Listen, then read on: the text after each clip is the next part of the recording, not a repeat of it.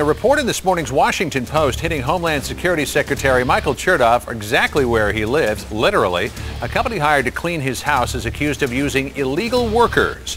Now James Reed, owner of the Maryland cleaning company, faces more than $22,000 in fines, even though the employees were cleared by the Secret Service to work in Secretary Chertoff's home, he claims. James Reed joins us now from Washington. Mr. Reed, thanks for being with us. When did you start providing cleaning services to the Homeland Security Secretary?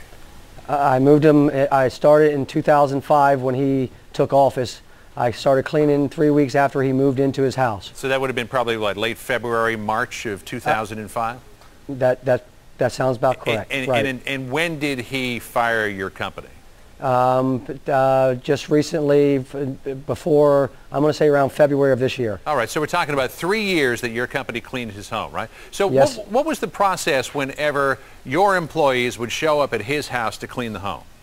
Before I went to his house, I would provide them with the information from a national payroll service, which was Paychecks, who I used to do my payroll. I provided them with the employees that I took into his house, their social security cards or their work permit or their passport or their visa, whatever information they provided me, I provided them. So this was so the Secret Service could do a security check on their backgrounds, correct? That is correct. And then what would happen when the employees actually went to Chertoff's house to go inside and clean? We would pull up to their house and Secret Service would come right out into the driveway and get the documents that, because when we went there. So they would check again, basically, They would check again. All right, so then not too long ago, ICE, Immigrants and Customs Enforcement, informed you that they believe that you had 14 illegal immigrants, undocumented workers, on your payroll.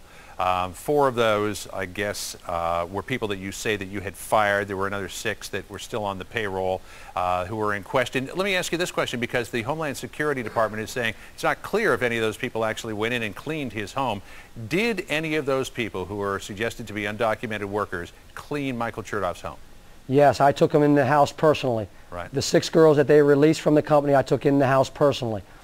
Now, did you know that they were undocumented workers? I did not know they were undocumented. I figured I'd go to Homeland Security.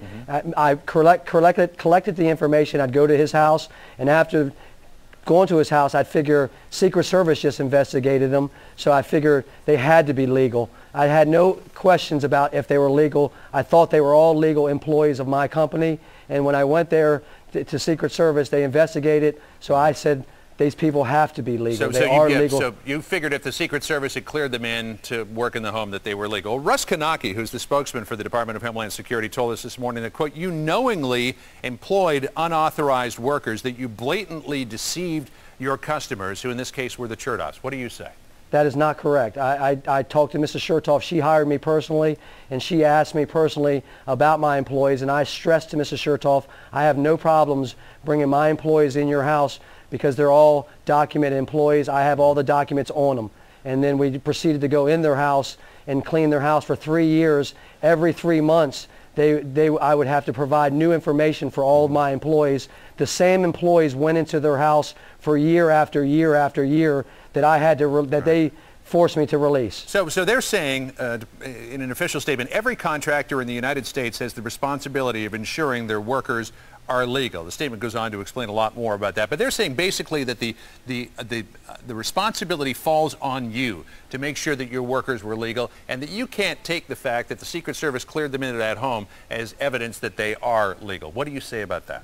Well, I would say I verify who is through Homeland Security, and I use a national payroll service to do a background check, a check on the employees, and I would think they would catch that after 3 years of taking them, what they say, illegal employees into their house.